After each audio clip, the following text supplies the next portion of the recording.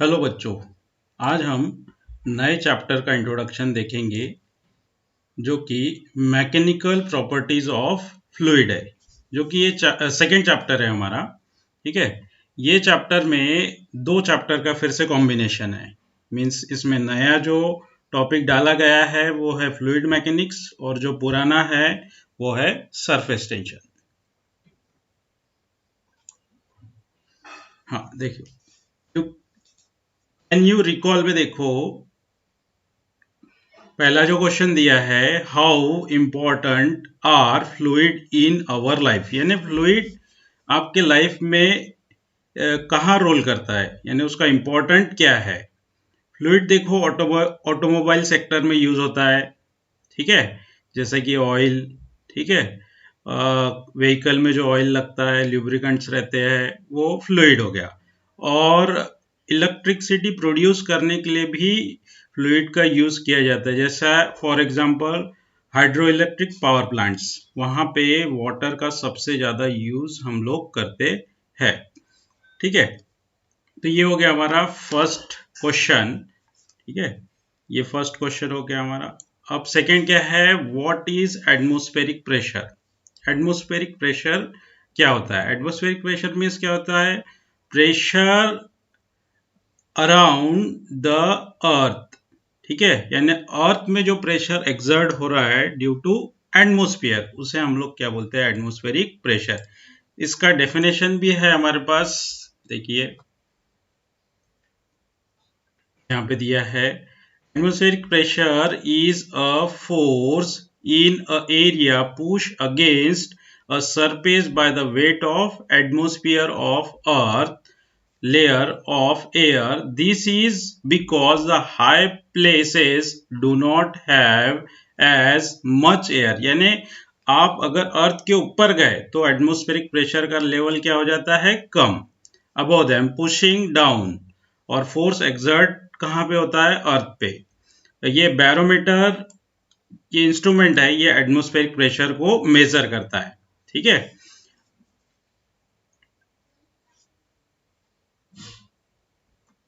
हाँ अब हमारा थर्ड जो क्वेश्चन है, देखिए, do you feel the excess pressure while swimming under water?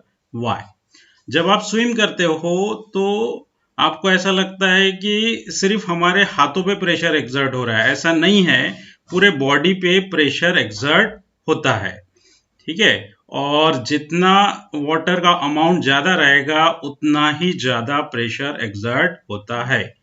ये क्वेश्चन का ये आंसर है। अब हम लोग देखेंगे इंट्रोडक्शन सेक्शन में हम लोग देखेंगे फ्लूइड मैकेनिक्स के बारे में। ठीक है, फ्लूइड मैकेनिक्स में तीन ब्रांचेस है। फ्लूइड मैकेनिक्स में क्या है? थ्री ब्रांचेस है। जैसे फ्लूइड मैकेनिक ये हो गया आपका, उसमें देखो फ्लूइड स्टैटिक्स। फ्लूइड स्टैटिक यानी study of fluid at rest position, यानी यहाँ पे फ्लूइड कैसा रहेगा? रेस्ट पोजीशन में रहेगा। फ्लूइड काइनेटिक, काइनेटिक वर्ड से ही आपको समझ में आता है कि बॉडी क्या रहेगी? मोशन में। Means the study of the fluid in motion, यानी फ्लूइड कैसा रहेगा? मोशन में रहेगा। तीसरा जो है फ्लूइड डायनेमिक्स, ये तीसरा ब्रांच है फ्लूइड मैकेनिक्स का। The study of the effect of the force on fluid motion, यानी यहाँ पे फ्लूइड कैसा रहेगा?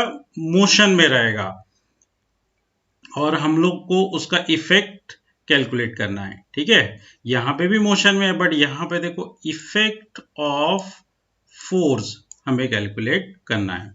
अब देखो व्हाट इज फ्लूइड। फ्लूइड क्या होता है? The substance which can flow. देखो यहाँ पे डेफिनेशन दिया है, of fluid is a substance that has a capacity to flow. ठीक है, अब ये इसका डेफिनेशन हुआ। And assume the form of container into which it has been poured. Fluid can be either liquid और गैस। आप ये ध्यान में रखो, क्योंकि एटमॉस्फेयर प्रेशर में मैंने आपको बताया था कि प्रेशर एक्सर्ट होता है सराउंड ऑफ द अर्थ, यानी वो गैस के भी फॉर्म में हो सकता है, लिक्विड के भी फॉर्म में हो सकता है। यानी फ्लूइड गैस भी हो सकता है और लिक्विड, ये आप ध्यान रखना, नहीं तो बहुत सारे बच्चों को ये कंफ्यूजन होता है कि सर ये गैस क्या है। ठीक है, तो गैस भी क्या होता है, गैस भी एक तरह का फ्लूइड होता है, जैसा कि आपने सिलेंडर में देखा है। एटमॉस्फेरिक प्रेशर हमने देखा था अभी डेफिनेशन। अब देखो इसमें अभी देखो, अब नेक्स्ट हमारा ये भी हमने देख लिया, फ्लूइड्स एट रेस्ट। अब प्रेशर, प्रेशर में भी क्या क्या दिया है, pressure due to liquid column. Pressure due to liquid column यानी इसका मतलब क्या है कि अभी जैसे कि आपने एक ट्यूब लिया, ट्यूब को अगर वाटर में डिप किया तो उसमें प्रेशर कैसे एक्सर्ट होता है, ये हमें इसमें देखना है। ठीक है, जब हम इसको फुल एक्सप्लेन करेंगे तो और इसमें डेप्थ में देखेंगे, यानी ट्यूब को अगर आपने पूरा डिप कर दिया या फिर हाफ डिप किया तो उसमें कैसे प्रेशर एक्सर्ट होता है, अपवर्ड प्रेशर क्या रहता है, डाउनवर्ड प्रेशर क्या रहता है, ये हमें कैलकुलेट करना है टॉपिक में। फिर उसके बाद दिया है एटमॉस्फेरिक प्रेशर, जो कि मैंने अभी बताया आपको व्हाट इज एटमॉस्फेरिक प्रेशर में। ठीक है, उसके बाद है absolute pressure and gauge pressure. अब तुम्हारे मन में क्वेश्चन आ रहा होगा, सर ये एब्सोल्यूट प्रेशर क्या है और गेज प्रेशर है क्या। आपने जैसा गेज के बारे में सुना है कि ट्रेन की जो ट्रैक रहती है उनके बीच का जो डिस्टेंस रहता है उसको हम लोग गेज मीटर बोलते हैं, बट यहाँ पे ऐसा नहीं है, बट यहाँ पे गेज प्रेशर है, यानी हमें प्रेशर मेजर करना है। ठीक है, प्रेशर मेजर करना है मींस यहाँ पे एटमॉस्फेरिक प्रेशर के ऊपर अगर मैं जाता हूँ, देखो इधर इसका पहले सबसे पहले हम लोग डेफिनेशन देखेंगे एब्सोल्यूट प्रेशर का। एब्सोल्यूट प्रेशर यहाँ पे देखो, आप एब्सोल्यूट प्रेशर दिखा आपको, ये है एब्सोल्यूट प्रेशर, यहाँ से ये जो डिस्टेंस है, ठीक है, यहाँ पे ये देखो ये एब्सोल्यूट प्रेशर है, ये एब्सोल्यूट प्रेशर है, ये एटमॉस्फेरिक प्रेशर है, ये जो ब्रॉड लाइन दिख रही है आपको ये एटमॉस्फेरिक प्रेशर है। उसके बाद यहाँ पे गेज प्रेशर भी है, ये देखो ये यहाँ पे ये जो दिख रहा है आपको गेज प्रेशर पॉजिटिव है और ये गेज प्रेशर निगेटिव है। ठीक है, और ये बैरोमेट्रिक प्रेशर बोलते हैं, यहाँ से ये जो इतना डिस्टेंस दिख रहा है ये एटमॉस्फेरिक प्रेशर यानी ग्राउंड से लेके यहाँ तक, यानी ये जो लेयर दिख रही है एटमॉस्फेरिक प्रेशर की है, इसके ऊपर गए तो क्या हो जाएगा, वो गेज प्रेशर। देखो एब्सोल्यूट प्रेशर का definition, absolute pressure is the sum of gauge pressure and atmospheric pressure. ठीक है, यानी ये किसका सम है, गेज प्रेशर और किसका है, एटमॉस्फेरिक प्रेशर का। देखो यहां से अगर लाइन ड्रॉ करता हूं, ये एटमॉस्फेरिक प्रेशर के ऊपर जा रही है, तो उसमें देखो सम किसका आ रहा है, सबसे पहले एटमॉस्फेरिक प्रेशर, यानी यहां से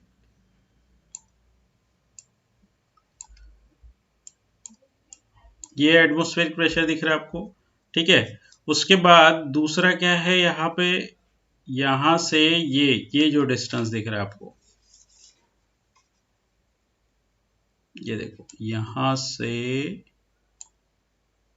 ये, यानी इसका और इन दोनों का सम किया तो मुझे क्या मिलेगा, एब्सोल्यूट प्रेशर। ठीक है, एब्सोल्यूट प्रेशर एक और यहाँ पे आपको दिख रहा है, देखो ये जो दिख रहा है आपको ये एब्सोल्यूट प्रेशर है यहां से यहां तक का, बट ये एटमॉस्फेरिक प्रेशर के नीचे, बट यहाँ पे आपको जो गेज प्रेशर मिल रहा है वो क्या है, नेगेटिव।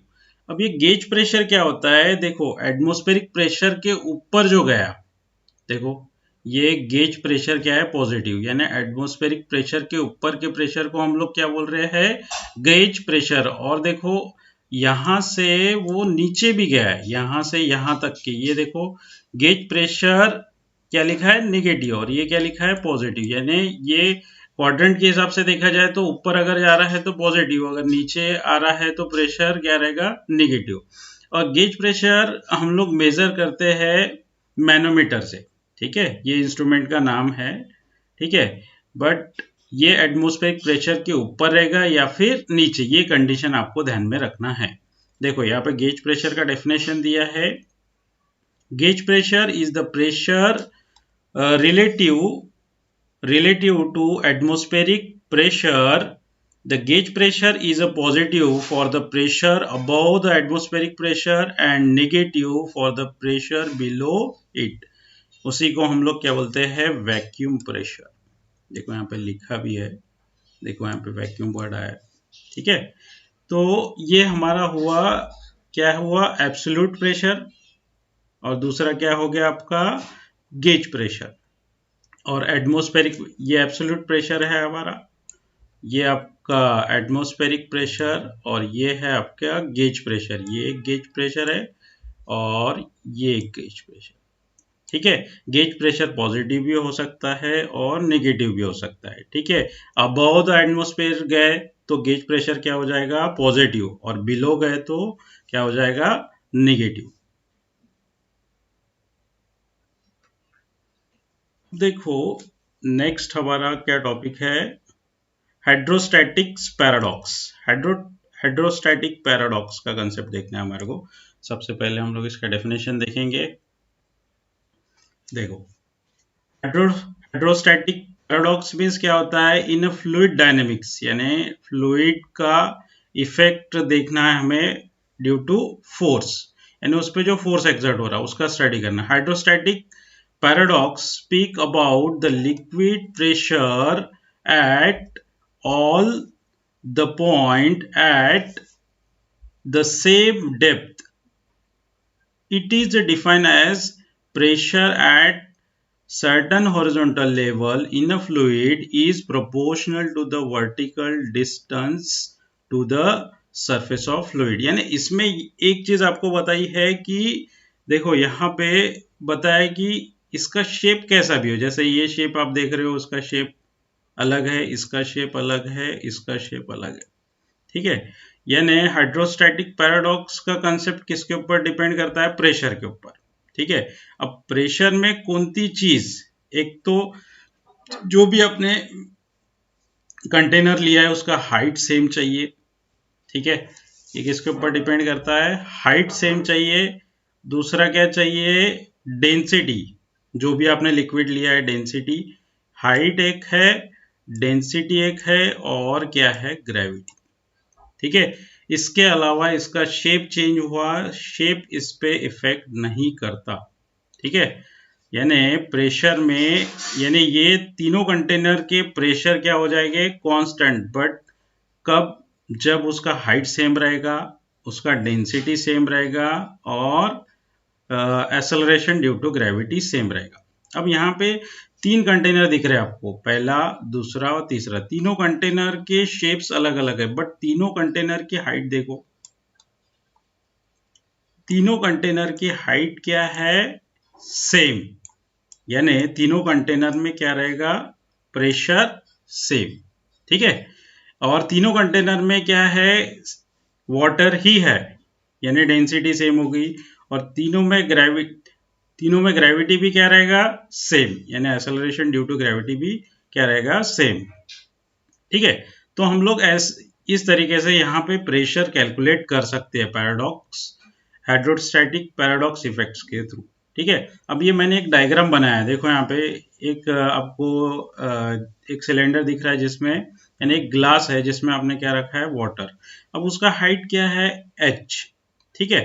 अब यहाँ पे देखो, एक मैंने इतना छोटा ग्लास लिया है, उसके ऊपर एक और ग्लास को रखा है, ठीक है। यानी इसकी हाइट क्या है, h1, इसकी हाइट क्या है, h1, और इसकी हाइट क्या है, h2। इसको इसके ऊपर रख दिया है। अब ये दोनों की हाइट मिला दी तो क्या आएगा, h1 plus h2 equals to क्या मिलेगा, h। यानी अब इसमें जो प्रेशर है, इसमें जो प्रेशर है, और इन दोनों को मिला के जो प्रेशर एक्सर्ट हो रहा है, ठीक है, ये P1, ये P2, ठीक है। बट ये दोनों का प्रेशर इक्वल रहेगा, क्योंकि देखो इसकी हाइट और इसकी हाइट क्या हो गई, सेम। यानी यहाँ पे आपको क्या मिलेगा, P1 इक्वल्स टू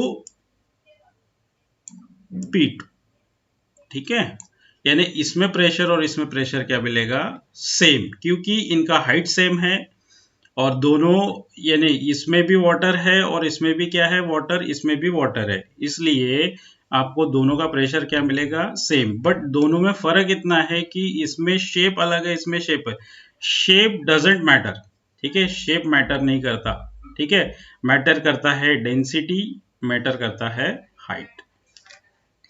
अब देखिए नेक्स्ट हमारा टॉपिक है पास्कल लॉ। पास्कल लॉ क्या बोलता है कि कोई भी अगर आपने कोई भी जैसे यहाँ पे देखो, मैंने आपको यहाँ पे ये देखो एक बॉल दिख रहा है, ठीक है।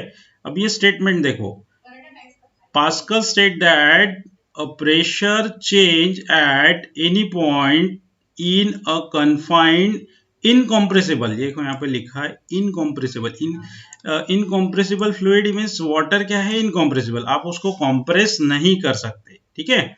इसलिए यहाँ पे क्या लिखा है, incompressible fluid. The point in a confined incompressible fluid is transmitted throughout the fluid such that the same change occur everywhere.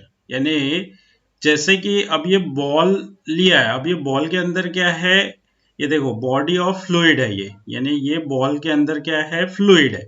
अगर मैंने इसको प्रेस किया और यहाँ से देखो होल्स है, यहाँ से होल्स है, उसमें यहाँ से जितने भी लाइंस दिख रहे हैं आपको, यहाँ से होल्स है, यहाँ से होल्स है, तो जब मैं इसको प्रेस करूंगा तो जो होल से वाटर निकलेगा वो सेम अमाउंट में निकलेगा, और सभी पे देखो यहाँ पे लिखा है equal forces in all direction, यानी सभी जितने भी यहाँ पे अगर होल्स होंगे सभी पे इक्वल फोर्स एक्ट होगा, ठीक है। ठीक है, जितना मैं फोर्स अप्लाई करूंगा सभी पॉइंट के लिए प्रेशर क्या हो जाएगा, इक्वल, हर एक पॉइंट के लिए। तो ये कंसेप्ट हमारे को समझाता है अकॉर्डिंग टू पास्कल लॉ। देखो यहाँ पे लिखा है pressure equals to force per unit area, यानी आपने उसको प्रेस किया, ये देखो एक्सटर्नल प्रेशर एक्सर्ट किया, ठीक है। तो एक्सटर्नल प्रेशर जितने आपने इसमें होल किए हैं सब पे उतना ही इक्वली डिस्ट्रीब्यूट, यानी सभी पॉइंट पे प्रेशर इक्वली डिस्ट्रीब्यूट होता है और इक्वली फोर्स एक्ट होता है हर ही पॉइंट, यानी हर एक पॉइंट पे, ठीक है। अब ये हुआ हमारा पास्कल लॉ। पास्कल लॉ के दो एप्लीकेशंस है, पास्कल लॉ के क्या है, हमारे दो एप्लीकेशंस है। पहला क्या है एप्लीकेशन ऑफ पास्कल लॉ में, पहला एप्लीकेशन क्या है हमारा, देखो पहला एप्लीकेशन दिया है, ये है हाइड्रोलिक लिफ्ट का, ये पहला एप्लीकेशन दिया है। हाइड्रोलिक लिफ्ट में क्या होता है कि जैसे कि ये आपको दिख रहा है एक पिस्टन, ठीक है। अब यहाँ पे original force F1 equals to क्या है, P1A1, यानी आपने ये हमारा प्रेशर का फार्मूला था, प्रेशर का फार्मूला क्या है, फोर्स अपॉन एरिया, यानी force equals to pressure into area. आपने यहाँ पे पिस्टन में फोर्स अप्लाई किया, ठीक है, उसका एरिया क्या है A1, और इधर देखो इसका एरिया क्या है A2, यानी यहाँ पे जो फोर्स एक्सर्ट होगा, ठीक है, अभी आपने इधर प्रेशराइज किया, फोर्स एक्सर्ट हुआ। अब यहाँ पे जितने भी फ्लूइड में मॉलिक्यूल्स है उसमें फोर्स एक्सर्ट होगा, तो हर एक मॉलिक्यूल में जो फोर्स एक्सर्ट हुआ वो कहाँ पे होने वाला है, यहाँ पे देखो, यहाँ पे हर एक मॉलिक्यूल क्या करेगा, फोर्स एक्सर्ट करने वाला है। ऐसे बहुत सारे मॉलिक्यूल्स हैं यहाँ पे, एक मॉलिक्यूल नहीं है। यहाँ पे कैसे, यहाँ का एरिया कैसा है, स्मॉलेस्ट है, और यहाँ का एरिया क्या है, बड़ा है। तो यहाँ पे जो फोर्स एक्सर्ट हुआ वो पूरे मॉलिक्यूल्स में फोर्स एक्सर्ट होगा, तो ये पूरे मॉलिक्यूल क्या करेंगे, इसको पुश करेंगे, तो ये व्हीकल क्या हो जाएगी हमारी अप, डिपेंड करता है इसके फोर्स के ऊपर, ठीक है। तो देखो ये इतनी हेवी व्हीकल इतने कम फोर्स के थ्रू भी ये अपवर्ड गई, क्यों, क्योंकि यहाँ पे हमने जो फोर्स एक्सर्ट किया हर एक मॉलिक्यूल्स को मिला, और हर एक वाटर मॉलिक्यूल किस पे फोर्स एक्सर्ट करने वाले, ये पिस्टन के सरफेस पे। भले ही इसका एरिया बड़ा हो बट यहाँ पे जितना प्रेशर एक्सर्ट हुआ है उतना ही प्रेशर यहाँ पे एक्सर्ट होगा। देखो ये हमारा पास्कल्स लॉ है, P1 इक्वल्स टू P2, ठीक है। अब यहाँ पे दूसरा कंसेप्ट क्या है, हाइड्रोलिक ब्रेक का, ठीक है। दूसरा कंसेप्ट क्या है, हाइड्रोलिक ब्रेक्स का। हाइड्रोलिक ब्रेक्स का देखो यहाँ पे ये देखो, सबसे पहले ये देखो, ये जो आपको मूविंग में दिख रहा है, ये ब्रेक में मैंने ब्रेक को प्रेस किया है, प्रेस करने के बाद क्या है, ये पावर बूस्टर है।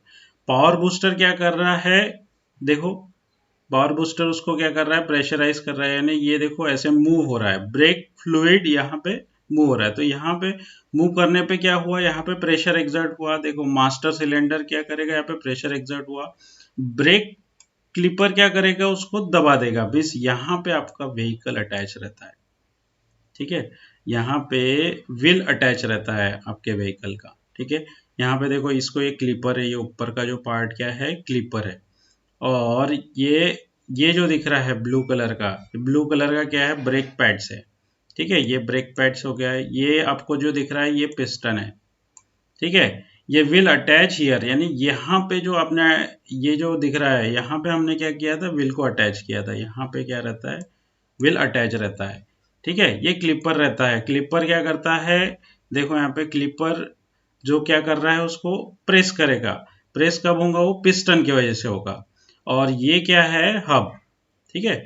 यहाँ पे आपका व्हील अटैच रहेगा, ये रहेगा आपका रोटर, ये रोटर भी सो घूमते रहेगा, जो चक्के को घुमाता है उसको हम लोग क्या बोलते हैं, रोटर जी। तो ये भी एप्लीकेशन है इसका पास्कल लॉ का, ठीक है, हाइड्रोलिक ब्रेक्स का, और ये और भी एडवांस है इसके, ठीक है, इसका हम लोग डीप एक्सप्लेनेशन और देखेंगे, इसके एग्जांपल्स देखेंगे, मैंने जनरल ये 2 एग्जांपल आपको बताया है, ठीक है।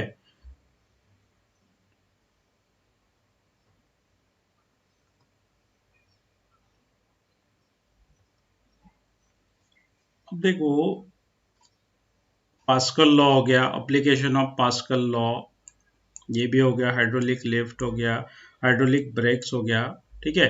उसके बाद मेजरमेंट ऑफ प्रेशर, प्रेशर हमें मेजर करना है, तो उसके लिए 2 इंस्ट्रूमेंट है, जैसे कि मैंने पहले ही बताया था, बैरोमीटर एटमॉस्फेरिक प्रेशर मेजर करता है, ठीक है, मैनोमीटर क्या करता है, ये भी प्रेशर को ही मेजर करता है, बट ये कौन सा प्रेशर, गेज प्रेशर को भी मेजर करता है, ठीक है। ये 2 इंस्ट्रूमेंट हमें देखने हैं कैसे प्रेशर को मेजर करते हैं, ठीक है। अब हमें देखना है next topic, surface tension. Surface tension यानी क्या होता है, सरफेस टेंशन यानी क्या होता है, सरफेस के ऊपर टेंशन। आपने देखा ही होगा कि देखो यहाँ पे ये डायग्राम में दिख रहा है, ये इसमें क्या दिख रहा है, एक राइडर दिख रहा है आपको, वाटर राइडर, जो वाटर के ऊपर क्या कर रहा है, राइड कर रहा है, मीन्स वाटर के ऊपर वो क्या है, तैर रहा है, ठीक है, मीन्स वो पानी में डूब नहीं रहा, क्यों नहीं डूब रहा, due to tension, due to tension, वो टेंशन को ही हम लोग क्या बोलते हैं, सरफेस टेंशन, यानी इसका वेट उस वाटर पे एक्सर्ट नहीं हो रहा, क्योंकि वाटर का टेंशन क्या है, ज्यादा है, यानी वाटर का सरफेस टेंशन क्या किससे ज्यादा है, उसके वेट से ज्यादा है, इसलिए वो वाटर में डीप नहीं हो रहा, इसे हम लोग क्या बोलते हैं, सरफेस। सरफेस टेंशन का इधर डेफिनेशन दिया है, देखो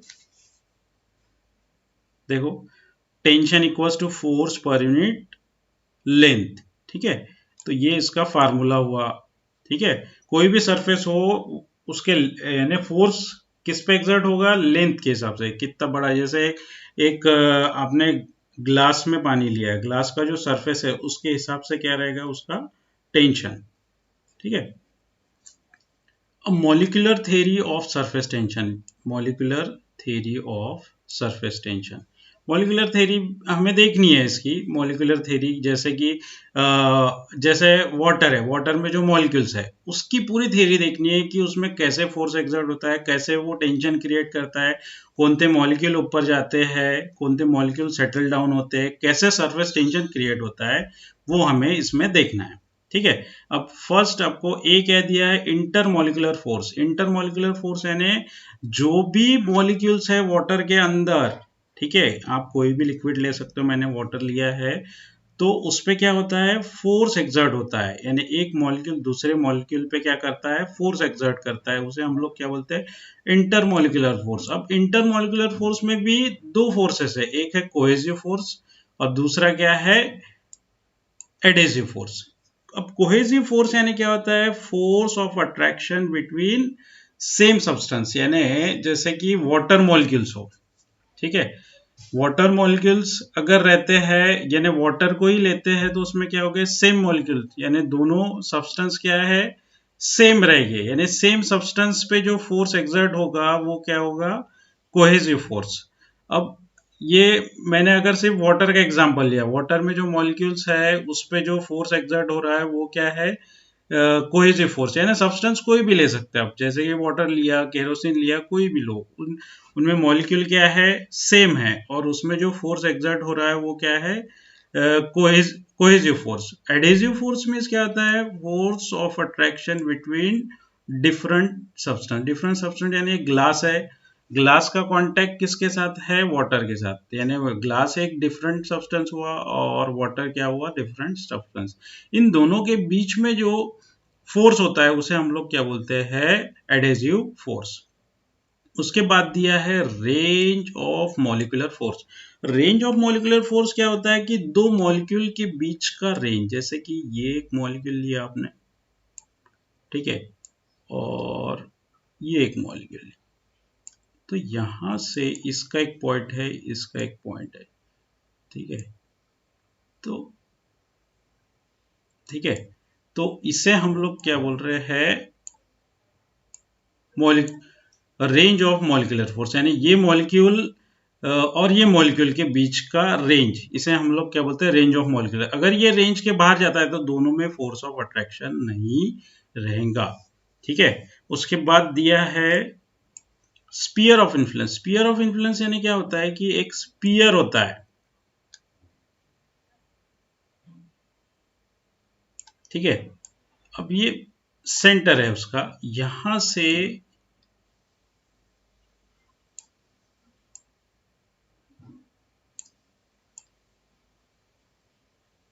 ये बाहर चले गया,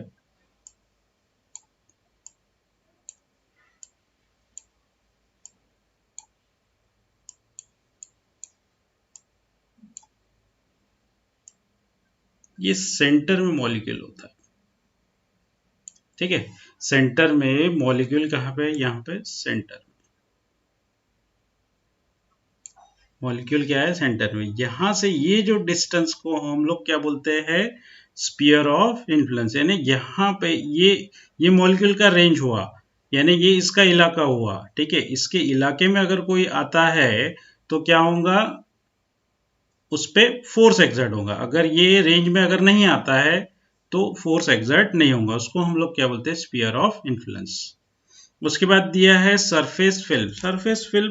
सरफेस फिल्म में क्या होता है कि सरफेस में जो फिल्म फॉर्म होती है, फिल्म तो आपने बनाई होंगी बचपन में, देखो आपने सोप सॉल्यूशन बनाया था, उससे बबल्स उड़ाते थे आप, बरोबर है, उसे क्या बोलते हैं, सरफेस फिल्म।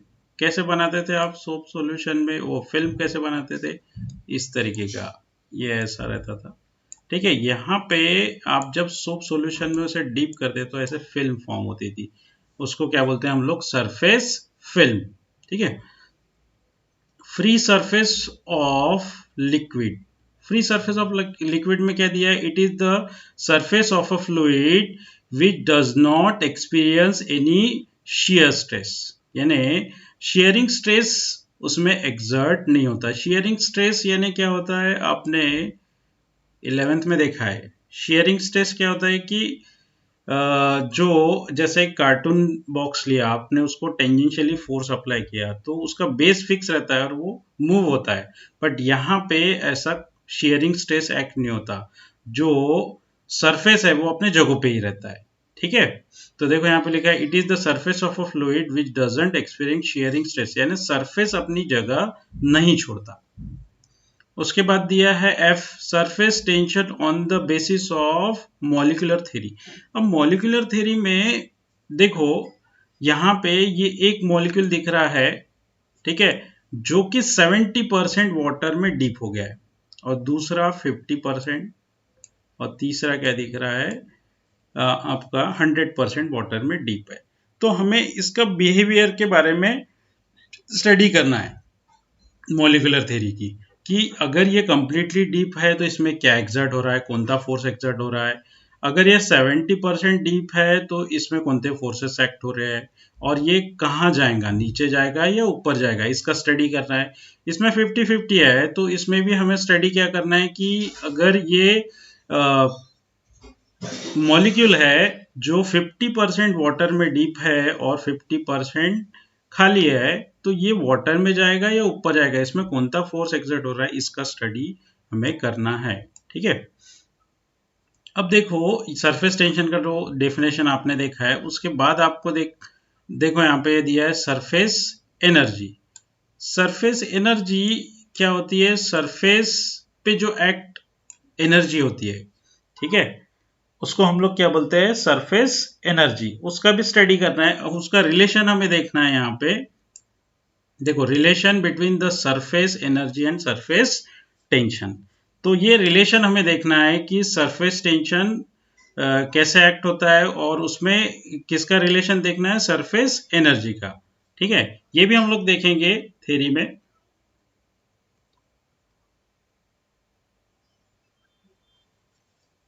उसके बाद angle of contact. Angle of contact यानी क्या होता है कि जैसे कि आपने एक ग्लास में वाटर लिया, ठीक है, अब वाटर पूरी तरह से, जैसे एक ग्लास, क्लीन ग्लास लिया और क्लीन वाटर लिया, तो उसमें एंगल ऑफ कांटेक्ट क्या रहेगा, 0।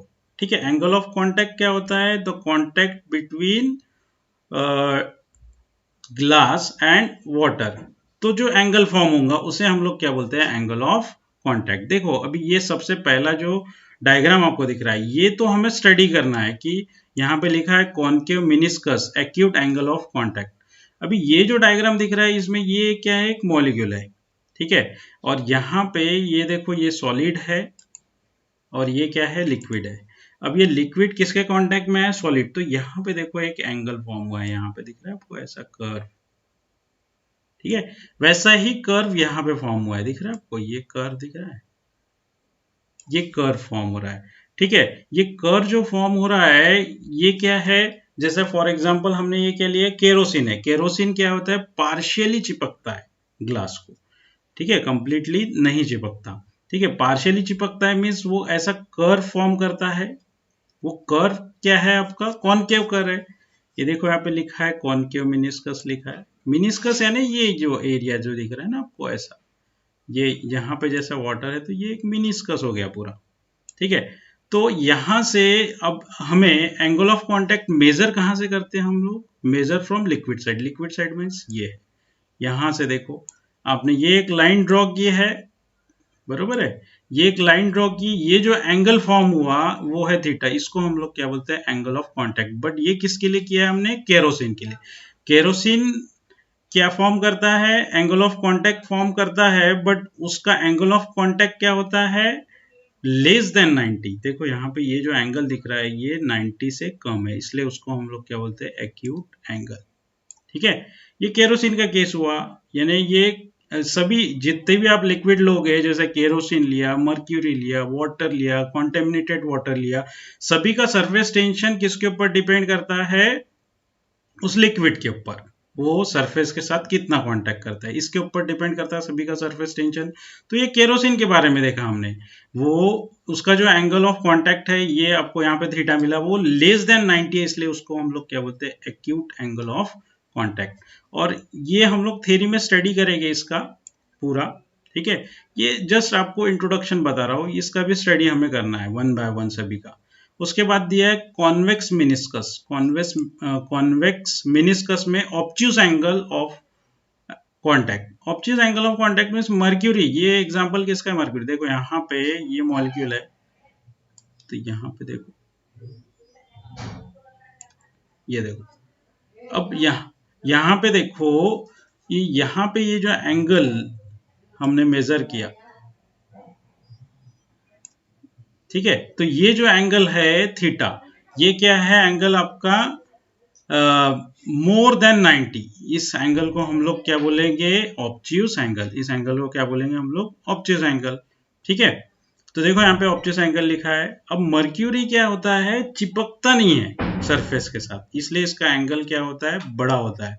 ठीक है, इस एंगल को हम लोग क्या बोलते हैं, ऑब्ट्यूज एंगल। उसके बाद जीरो एंगल ऑफ कांटेक्ट। ऐसा कब होता है, एक ही कंडीशन में होता है, जैसे जीरो एंगल ऑफ कांटेक्ट यानी स्ट्रेट लाइन रहेगी। यहाँ पे दिख रहा है आपको, थीटा इक्वल्स टू 0, ये 0 डिग्री। ठीक है, तो इसमें क्या होता है कि थीटा इक्वल्स टू 0 क्यों हुआ, क्योंकि वहां पे आप क्या लोगे, एक क्लीन ग्लास और क्लीन वाटर, तो इसमें एंगल ऑफ कांटेक्ट क्या हो जाएगा, 0।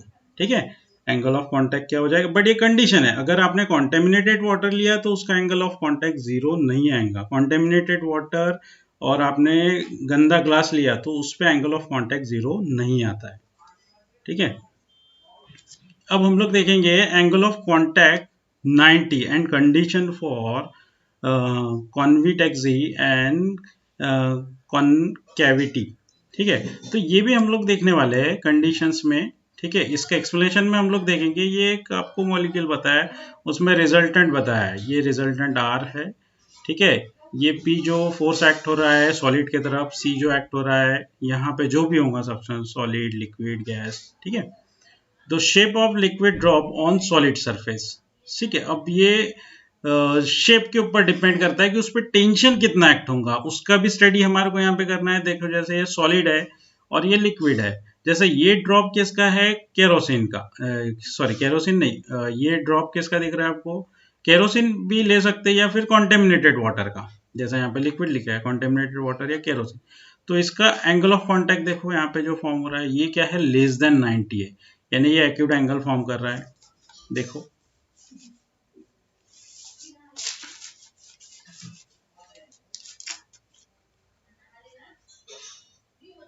ये देखो, उसके बाद ये जो ड्रॉप दिख रहा है आपको, ये क्या है, मर्क्यूरी का, मर्क्यूरी सरफेस को चिपकते हैं, इसका एंगल ऑफ कांटेक्ट क्या रहता है, ऑब्ट्यूज, मोर देन 90। उसके बाद दिया factor affecting the angle of contact, कौन से फैक्टर अफेक्ट करते हैं, द नेचर ऑफ लिक्विड, मैंने पहले ही बताया था कि जितना भी सरफेस टेंशन जो एक्ट हो रहा है वो किसके ऊपर डिपेंड करता है, लिक्विड के ऊपर, तो उसका एंगल ऑफ कांटेक्ट भी किसके ऊपर डिपेंड करेगा, लिक्विड के ऊपर। The nature of liquid and the solid in a contact. Impurities मैंने पहले ही बताया था कि अगर प्योर रहा तो एंगल ऑफ कांटेक्ट आपको 0 मिलेगा, अगर इम्प्योर रहा तो एंगल ऑफ कांटेक्ट में आपको फर्क मिलेगा। ठीक है, और तीसरी बात है temperature of liquid. Temperature of liquid means क्या होता है कि अगर पानी को आपने गर्म किया, ठीक है, पानी को आपने गर्म किया मीन्स क्या किया, उसका सरफेस टेंशन रिड्यूस किया आपने, बराबर है। आप जैसे कि कपड़े धोते हो तो पानी को गर्म करते हो, मीन्स उससे क्या होता है, पानी को गर्म करने से उसके बाद कपड़े धो तो दाग इजीली निकल जाते हैं, अगर सादे पानी से धो तो नहीं निकलते। मीन्स आपने क्या किया, यहाँ पे सरफेस टेंशन डिक्रीज किया, यानी ही उसका एंगल ऑफ कांटेक्ट आपने चेंज किया। ये वही कंसेप्ट है, effect of impurities and temperature. ठीक है, अब हम लोग देखेंगे, ये सरफेस टेंशन का ही है, axis pressure across the free surface of liquid, यानी हमें देखना है अभी एक्सिस प्रेशर, अलग अलग कंसेप्ट है। अब हमने explanation of the formation of drop and bubbles, यानी ये जो दिख रहा है आपको, ये क्या है आपका ड्रॉप। ड्रॉप कैसा रहता है, पूरा सॉलिड, तो उसमें जो प्रेशर एक्सर्ट होगा, ये जो प्रेशर दिख रहा है इंटरनल प्रेशर है, ये है आउटर, यानी प्रेशर इंटरनल ज्यादा रहता है एज कंपेयर टू आउटर, इसलिए पी आई माइनस पीओ किया, तो उसके लिए हमें क्या मिला, 2T अपॉन आर, टी क्या है यहाँ पे, टेंशन, ये हमें डेरिवेशन देखना है। ठीक है, ये ड्रॉप के लिए हुआ। ऐसा ही आपने सोप बबल देखा है, सोप बबल कैसा रहता है, होलो रहता है। ठीक है, सोप बबल होलो होने की वजह से उसको दो फेसेस रहते हैं, एक अंदर से और एक बाहर से, इसलिए यहाँ पे टेंशन 2T था तो यहाँ पे क्या हो गया 4T।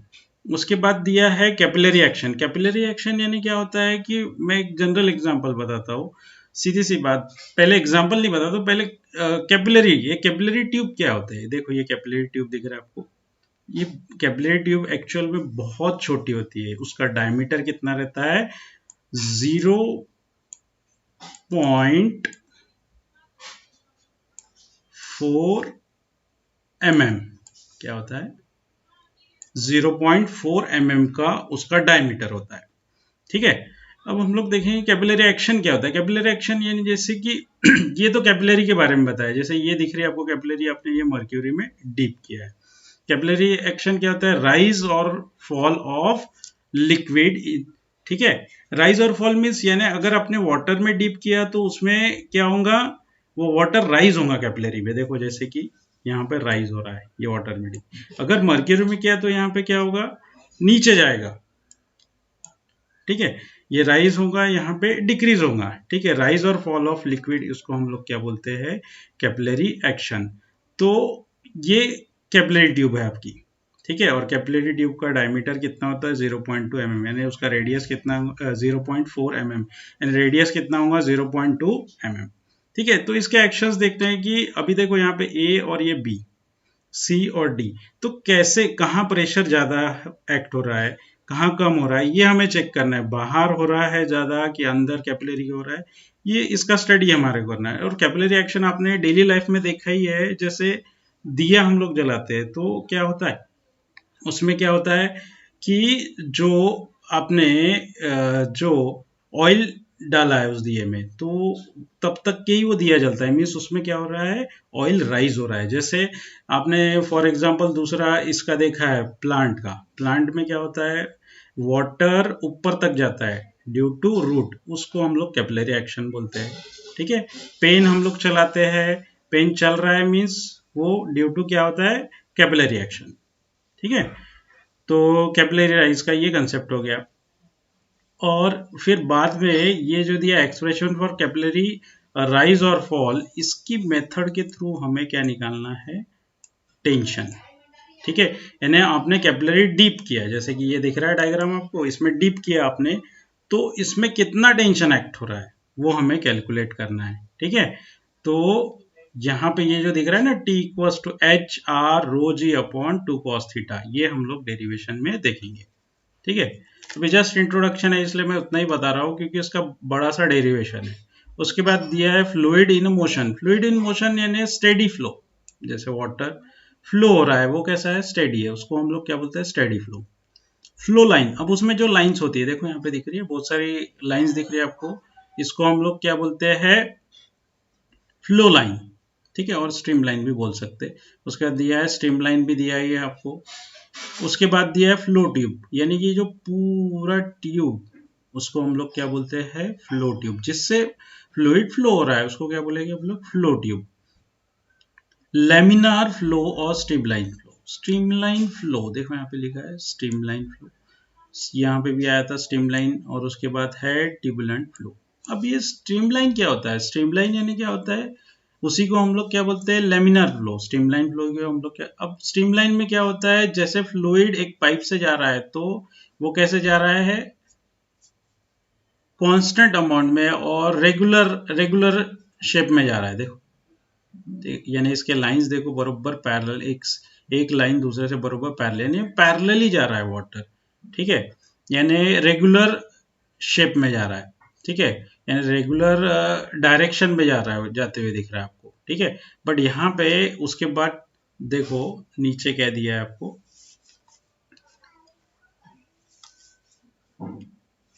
अब यहाँ पे देखो,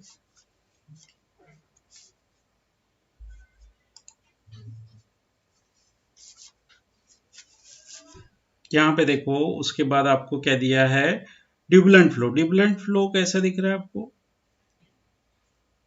देखो ट्यूबुलेंट फ्लो कैसा, इरेगुलर फ्लो दिख रहा है आपको, जैसे ये रेगुलर फ्लो था, ऊपर का क्या था आपका, रेगुलर फ्लो था, और नीचे का क्या है आपका, इरेगुलर फ्लो। देखो यहाँ पे ये देखो यहाँ पे ये इरेगुलर फ्लो हो रहा है, ये कैसा है आपका, रेगुलर, उसको हम लोग क्या बोलते हैं, लेमिनार फ्लो, और क्या बोलते हैं उसे, स्ट्रीमलाइन फ्लो। बट यहाँ पे ऐसा नहीं है, तो ये दोनों में फर्क ध्यान में रखो, फिर इसका बाकी एक्सप्लेनेशन और देखेंगे हम लोग, ठीक है। तो उसके बाद है क्रिटिकल वेलोसिटी, रेनॉल्ड्स नंबर, अभी देखते हैं हम लोग। देखो क्रिटिकल वेलोसिटी क्या होता है, इसका डेफिनेशन पहले देख लो, फिर इसका मतलब बता दो। The maximum velocity of a liquid up to which the flow of liquid remains straight line, ठीक है, इज कॉल्ड क्रिटिकल वेलोसिटी। यानी ऐसी वेलोसिटी, ऐसी मैक्सिमम वेलोसिटी जिसपे फ्लो कैसा रहना चाहिए, स्ट्रीमलाइन, वो मैक्सिमम वेलोसिटी, अगर उसके ऊपर गया तो वो क्रिटिकल वेलोसिटी नहीं कहलाएगा, यानी वो फ्लो क्या बन जाएगा, ट्यूबुलेंट फ्लो बन जाएगा, ठीक है। यहाँ पे देखो the maximum velocity of a liquid up to which the flow of liquid remain streamline, streamline है, ठीक है, तब तक के उस फ्लो के वेलोसिटी को हम लोग क्या बोलेंगे, क्रिटिकल वेलोसिटी। अगर उसके ऊपर गया तो वेलोसिटी में चेंजेस हो जाएंगे। उसके बाद दिया है रेनॉल्ड्स नंबर। रेनॉल्ड्स नंबर, ये रेनॉल्ड्स एक साइंटिस्ट का नाम है। उसने एक्चुअल फ्लूइड जो फ्लो हो रहा है उसमें जो फोर्स एक्सर्ट हो रहे हैं उसका एक रेशियो बनाया है। देखो, the Reynolds number is the ratio of internal force, यानी फ्लूइड पे जो internal force actor forces to the viscous. Viscous यानी फ्लूइड कैसा रहता है, विस्कस भी रहता है ना, with which a fluid which is subjected to relative internal movement due to different fluid velocity, यानी अलग अलग velocities भी उस पर एक्ट होती है। तो ये जस्ट आप ध्यान में रखो कि ये जो इंटरनल फोर्स ये भी हमारा, और ये विस्कस फोर्सेस, ये दोनों फोर्सेस के रेशियो को अगर लिया, ठीक है, और उसका स्टडी किया रेनॉल्ड्स ने, ठीक है। उसके बाद दिया है विस्कोसिटी। विस्कोसिटी बीस क्या होता है, the property of a liquid by the virtue of which the liquid oppose the relative motion, यानी between the adjacent layer is known as viscosity.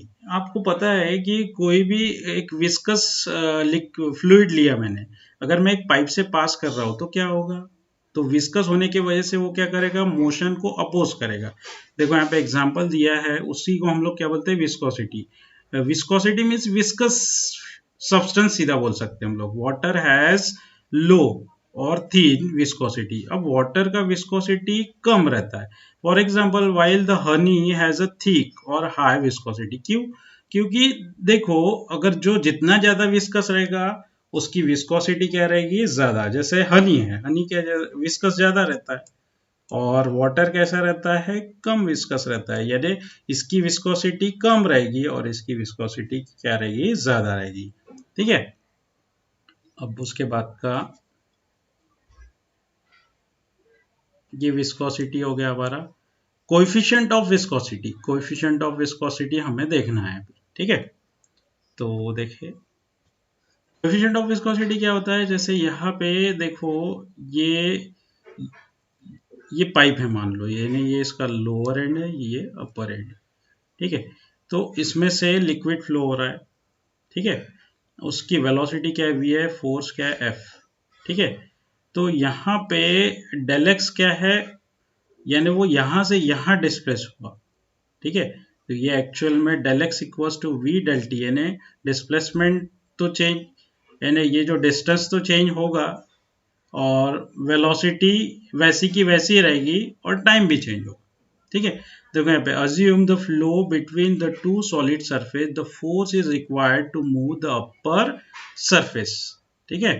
Force require होगा मूव द अपर सरफेस, तो F equals to eta a क्या है, area, V क्या है, velocity, D क्या है, distance between two layers, ठीक है। तो ये ईटा को ही कोएफिशिएंट ऑफ विस्कोसिटी यहाँ लिखा नहीं है बट वही है। SI यूनिट क्या होता है, न्यूटन सेकेंड पर मीटर स्क्वायर। CGS क्या होता है, पैसे। 1 पैसे कितना होता है, 0. ये याद रखना आपने, 0.1 न्यूटन पर मीटर स्क्वायर, ठीक है। उसके बाद हम लोग देखेंगे वेलोसिटी ग्रेडियंट। अब वेलोसिटी ग्रेडियंट नेसेसरी है हमें। देखो, the rate of change of velocity with distance perpendicular to the direction of flow, यानी जो पैरेलल लाइंस दिख रही है आपको यहाँ पे, देखो ये इनके बीच का डिस्टेंस कैसा रहता है, एक में से परपेंडिकुलर। तो यहाँ पे क्या लिखा है, the rate of change of velocity with the distance perpendicular to the direction of flow, उसी को हम लोग क्या बोलते हैं, वेलोसिटी ग्रेडियंट। उसके बाद दिया है स्टोक्स लॉ। स्टोक्स लॉ क्या कहता है, देखो यहाँ पे क्या बोल रहा है स्टेटमेंट, पहले देख लो उसका। It state that the viscous force acting on a small sphere falling through a viscous medium is directly proportional to the radius of sphere, its a velocity v through the fluid and the coefficient of viscosity। ये इसका formula दिया हुआ है, यानी F is proportional to क्या है, ईटा are we. अब यहाँ पे देखो, ये मान लो एक कंटेनर है, इसलिए मैंने ये ड्रॉ करके आपको बताना है। ये कंटेनर है और ये लिक्विड से भरा हुआ है। कैसे भरा हुआ है, लिक्विड से। ये पूरा का पूरा लिक्विड से भरा हुआ है। ठीक है। अब यहाँ पे आपने एक स्पीयर को ड्रॉप किया, ड्रॉप करने के बाद ये देखो, ये वेलोसिटी ऑफ फ्लूइड है, ये वाटर क्या करेगा, फोर्स एक्सर्ट करने वाला है, ठीक है। अब ये जो आपने स्पीयर यानी एक बॉल को वाटर में डिप किया, तो वो तो नीचे जाएगा ड्यू टू ग्रेविटेशनल फोर्स, ठीक है। बट फ्लूइड क्या करेगा, उसको अपोज करेगा, और वो अपोज जो कर रहा है वो फोर्स को हम लोग क्या बोलते हैं, ड्रैग फोर्स।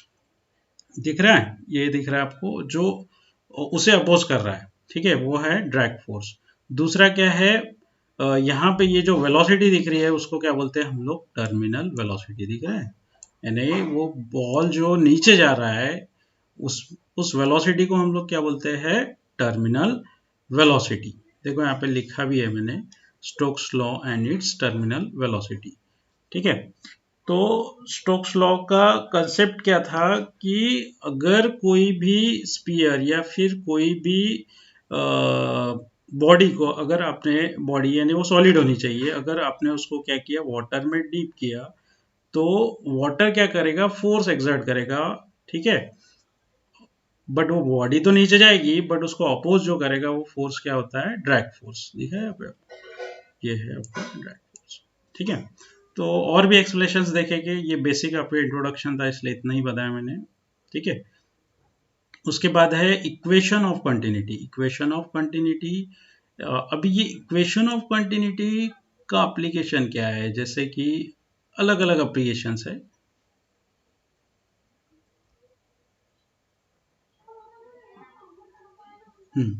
अब देखो, equation of continuity is defined as the product of the cross-sectional area of the pipe and the velocity of the fluid at any given point along the pipe is constant। यानी pipe का size बड़ा हो या छोटा हो, ठीक है। तो अब उसमें जो चेंजेस होने वाले हैं, ठीक है, चेंजेस किसके होंगे, प्रेशर के। तो वो प्रेशर, जैसे यहाँ पे बोला भी, the product of cross sectional area of the pipe and the velocity of the fluid at the given point along the point is constant. यानी उसका एरिया बड़ा हो या छोटा हो, ठीक है, तो velocity of the fluid at any point along the pipe क्या रहेंगी, कांस्टेंट। यानी प्रेशर चेंज होगा बट उसकी वेलोसिटी चेंज नहीं होंगी। और ये इक्वेशन ऑफ कंटिन्यूटी हम लोग देखेंगे, जैसे कि एक पाइप लेंगे, पाइप का एक छोटा डायमीटर रहेगा, एक बड़ा, और उसमें हम लोग चेक करेंगे कि अगर प्रेशर चेंज भी होता है बट उसकी वेलोसिटी क्या रहेगी, कांस्टेंट। इसका डेरिवेशन भी हमें देखना है, ठीक है। उसके बाद है बर्नौलीज इक्वेशन। बर्नौलीज इक्वेशन क्या होता है, देखो यहाँ पे ये डायग्राम दिख रहा है आपको, बर्नौलीज इक्वेशन के लिए ये डायग्राम में दिख रहा है, ये एक बड़ा होल दिख रहा है पाइप का, और ये एक छोटा। यहाँ पे प्रेशर क्या है, P1, और यहाँ पे प्रेशर क्या है, P2। इसका एरिया बड़ा है, इसका एरिया छोटा है, यानी A1 greater than A2। Velocity देखो, V2 ग्रेटर देन V1, ठीक है। इसकी वेलोसिटी ज्यादा रहेगी, इसकी वेलोसिटी कम रहेगी, यानी सॉरी, इसकी वेलोसिटी V2 की वेलोसिटी ज्यादा रहेगी V1 के कंपैरिजन, क्योंकि ये क्या है, यहाँ पे ये जो है होल छोटा है और ये होल क्या है, बड़ा है, ठीक है। तो इससे जब लिक्विड फ्लो होगा तो इसकी वेलोसिटी क्या रहेगी, ग्रेटर, और इसकी वेलोसिटी क्या रहेगी, इसका प्रेशर किसका ज्यादा रहेगा, P1 का, और इसका प्रेशर क्या रहेगा, P2 का लो रहेगा। तो बर्नौलीज इक्वेशन क्या बताता है कि energy per unit volume before equals to energy per unit volume after, ये दोनों इक्वल होते हैं। यानी एनर्जी यहाँ पे क्या है, according to conservation of energy remains constant, ये हमें प्रूव करना है। तो यहाँ पे देखो P1 क्या है, प्रेशर एनर्जी, ये हाफ रो V1 स्क्वायर क्या है, kinetic energy per unit volume, rho GH क्या है, potential energy per unit volume, ठीक है। तो यहाँ पे ये हमें प्रूव करना है कि एनर्जी रिमेन्स कांस्टेंट। तो इसका डेरिवेशन भी हम लोग देखेंगे। Often the excited example of the Bernoulli's equation, the effect is the reduction in a pressure which occur when the fluid speed increase, ठीक है। फ्लूइड अगर स्पीड अगर बढ़ाते हैं तो प्रेशर में क्या होगा, रिडक्शन। यहाँ पे प्रेशर का भी कंसेप्ट बताया, बट हमें यहाँ पे एक ही चीज देखनी है कि यहाँ पे एनर्जी क्या होती है, कांस्टेंट, ठीक है। दोनों कंडीशन में, ये अगर P1 का लिए और P2 का लिए, तो दोनों कंडीशन में एनर्जी कांस्टेंट रहती है। ये हमें प्रूव करना है, इसका बड़ा प्रूफ है, ठीक है। और इसके जितने भी एप्लीकेशंस दिए ये हमें देखना है, क्या speed of efflux, venture tube, ठीक है, लिफ्टिंग अप ऑफ, ये सब मैं आपको एक्सप्लेन करूंगा। फिलहाल मैं इंट्रोडक्शन में इतना ही बताया, क्योंकि एक एक एप्लीकेशन का एक्सप्लेनेशन अलग अलग है, ठीक है। तो इतना हमने देखा है, ठीक है। इसके बाद हम लोग देखते हैं नेक्स्ट वीडियो में स्टार्ट करेंगे, ठीक है। Okay, thank you.